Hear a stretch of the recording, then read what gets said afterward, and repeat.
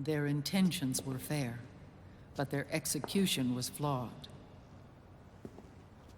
Zero developed weapons, amassed armies, used information for extortion, all in order to gain more wealth. He was obsessed with controlling awareness on the inside from the outside. But I cannot imagine that's what the boss would have wanted. They both misinterpreted her will.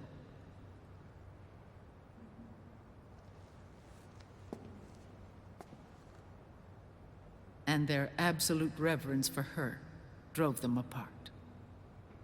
So began the war between Zero and Big Boss. Opposing interpretations, each striving to realize the boss's will. Everything you see today stems from their Cold War.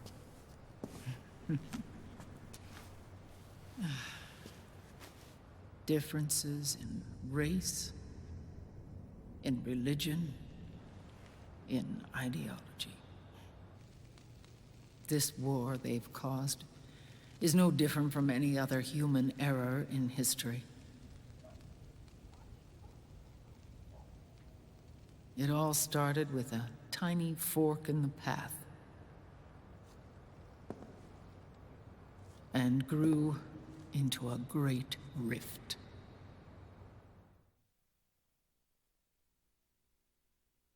There was nothing left of the boss's noble will in their struggle. All that remained was hatred, a passion to destroy one another. Big Boss returned to the US with a plan in mind, and once again assumed command of Foxhound. In Outer Heaven, and then Zanzibar Land, Big Boss plotted coup d'etat against Zero. But you, Solid Snake, his own clone, foiled his efforts both times. Big Boss and Gray Fox, Frank Yeager, were left near death. Zero recovered their bodies. Frank Yeager's entire body was reconstructed through surgery, and he was reborn as the cyborg ninja. Big Boss, now a vegetable, became a prisoner of Zero even in death. For Zero, more than anyone else, your father was an irreplaceable icon. No, the truth is, for Zero, he was an irreplaceable friend. After Big Boss's betrayal, Zero could no longer believe in something so uncertain as life. He lost his belief in everything. Nations, organizations, individuals. Zero was no longer willing to place his organization in the hands of the next generation. Instead, he set up a network of AIs, a decision-making system formed from all the information he had accumulated. He built 4 AIs, GW, TJ, AL, and TR, as sort of a digital Mount Rushmore, and 1 core artificial intelligence to unite them, John Doe. GW. The same GW we destroyed 5 years ago. The same. Ever since GW was cut off, JD and the other 3 AIs have controlled all information on every aspect of global society.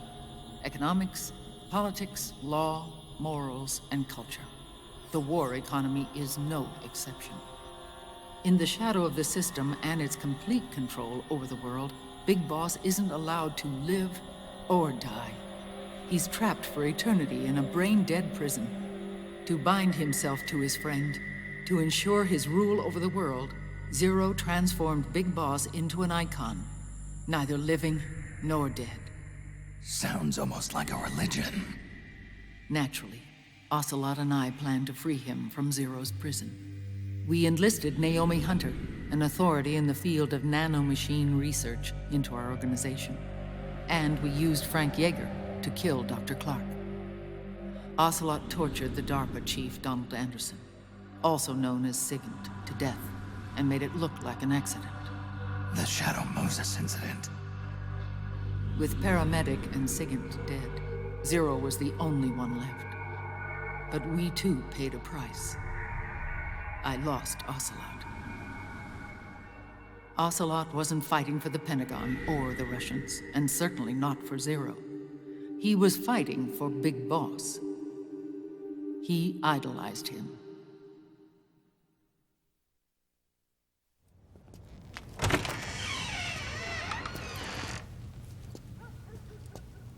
When Ocelot grafted Liquid's right arm to his own, his body was taken over by Liquid's thoughts and spirit. He may be Ocelot in physical form, but his mind is Liquid's.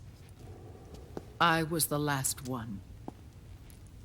And then someone appeared to help me. Raiden.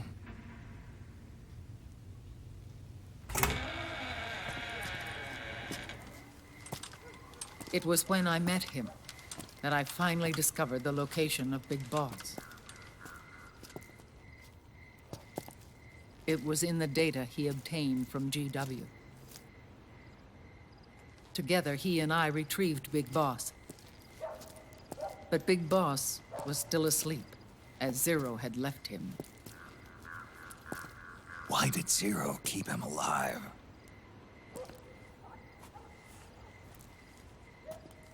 People need heroes. Zero wanted to create a messiah. A legend that would never die. Liquid is after Big Boss's body. Is it here?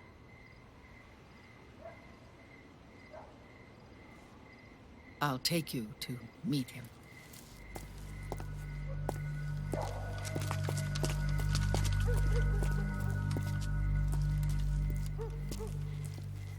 This is his pyx, his holy ark.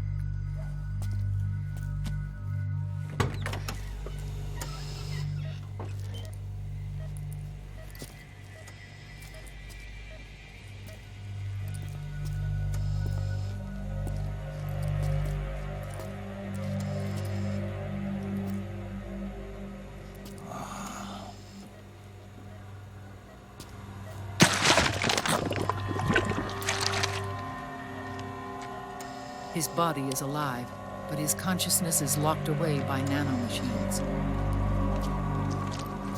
So technically speaking, he's not really brain dead. We can't allow Liquid to inherit the same sins that corrupted Zero, manipulating people's minds for the sake of his own ego.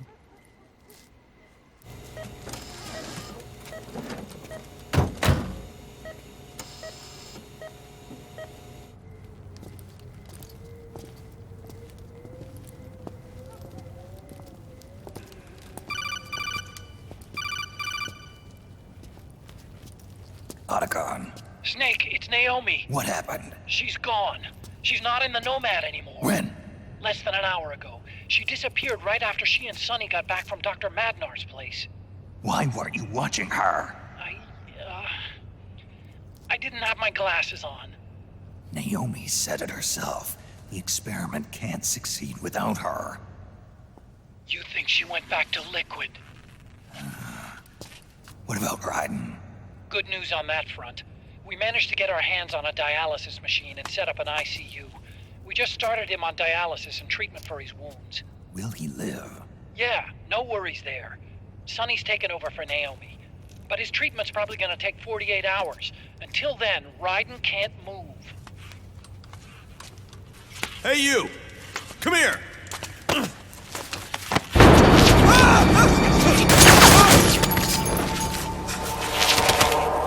What the hell is that? Move!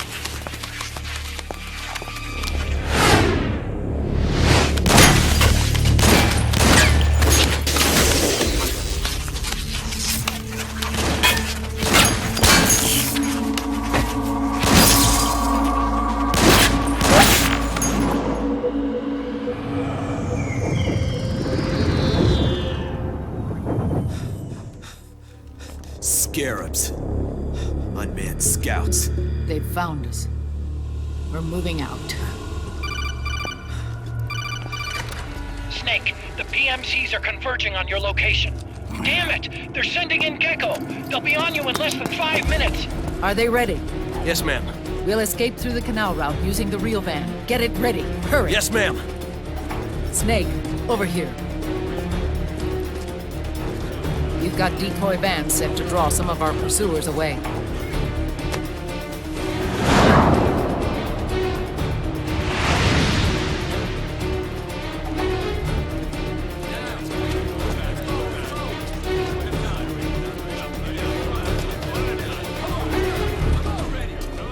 All of these children were orphans.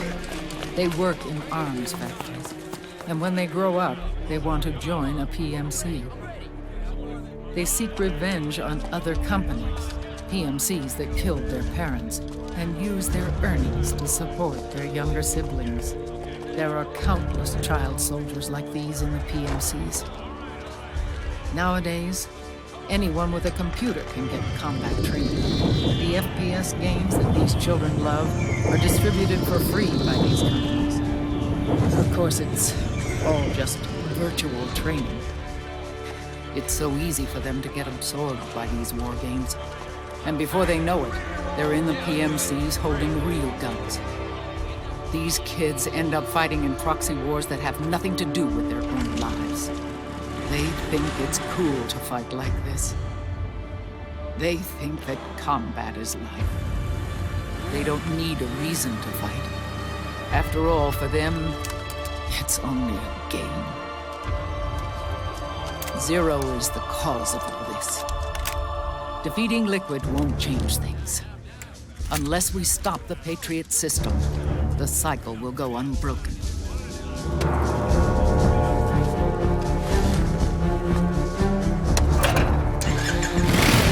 Hop on.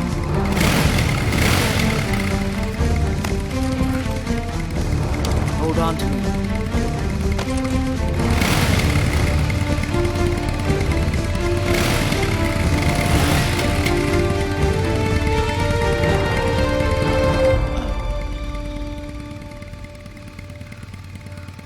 With so many wars being waged, oil and biofuel have become as precious as diamonds. It's been a while since I went out for a ride.